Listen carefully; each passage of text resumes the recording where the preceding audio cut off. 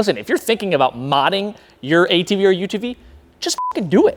What is going on, guys? It is Wilson from Function Powersports. Today, we're gonna be running over a question that we get asked a lot. If I mod my machine, does it void my warranty? Well, there's a few caveats to that. There's a few different fine details that you might wanna be aware of, but we're gonna cover all of that in the video right now. All right, so obviously this question gets asked a lot. A lot of people chime in with their 2 cents on kind of what warranty actually is when it comes to an off-road vehicle like a Razor or a Maverick or an Outlander or anything like that. So there's a lot of different opinions. However, we're kind of just gonna run over the facts that we know. At the end of the day, when it comes to warranties, warranties are approved and denied. So it is up to the person looking at the machine. It's up to the dealership whether they want to honor the warranty or not. So one thing you should always do when you buy a machine, make friends with the dealer, because a lot of times the dealership will be your savior in the event that something does break and it's not covered under warranty. They might actually be willing to help out. All right, so one of the biggest things that you're gonna probably hear come up whenever we're talking about warranties and modifying machines is the Magnuson-Moss Warranty Act. Now, essentially what that Warranty Act does is a piece of legislation that was passed, I think, in 1975.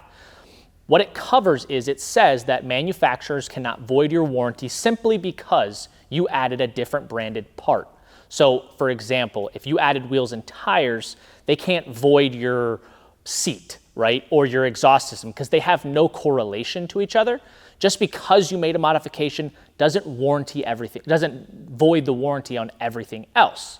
Now, on the flip side, if you were to add say a suspension lift kit, right, or a bracket lift kit, you're gonna raise the suspension, change the geometry up a bit, and you're gonna have an axle now, right, that fails. Because sometimes that does happen. If you can get longer axles to support that, you can go with portals and not have any axle difference when it comes to it. But if you were to just do a traditional bracket lift, you're looking at, now the suspension or now the axles are at a slightly different angle, maybe stretching a little bit. You could have a CV axle failure.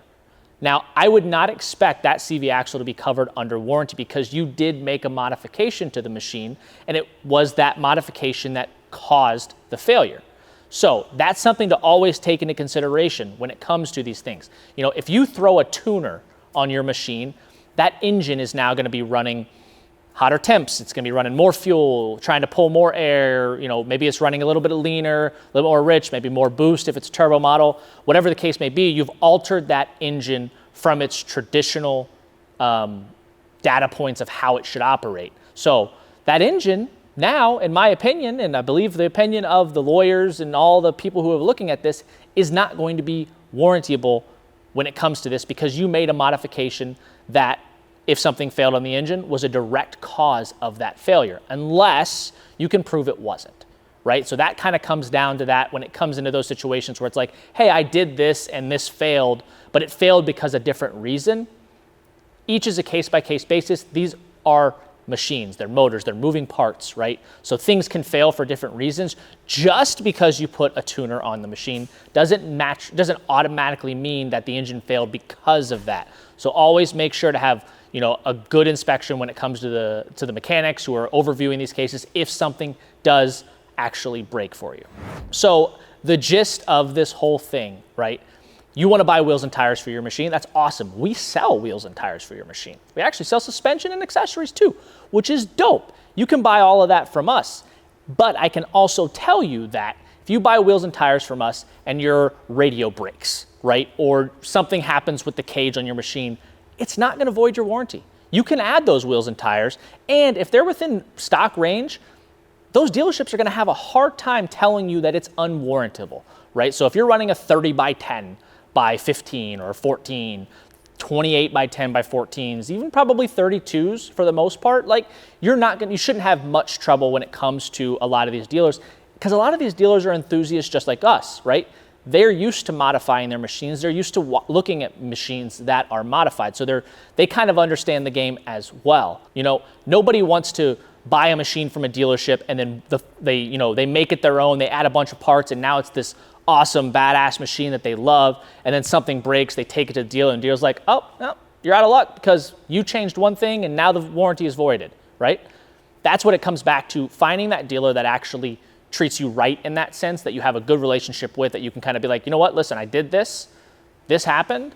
A lot of times those dealerships will actually install these things for you and keep it under warranty because they did it, they understand the installation was correct, and they trust that modification.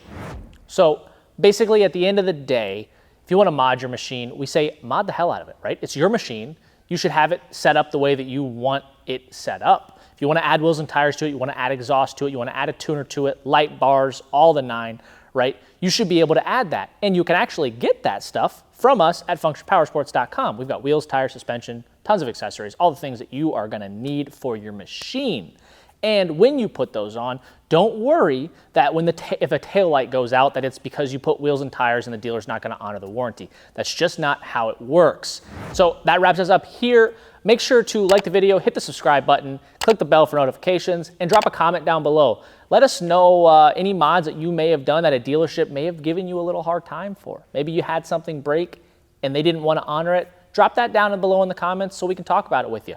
I'm Wilson from Function Powersports. Peace.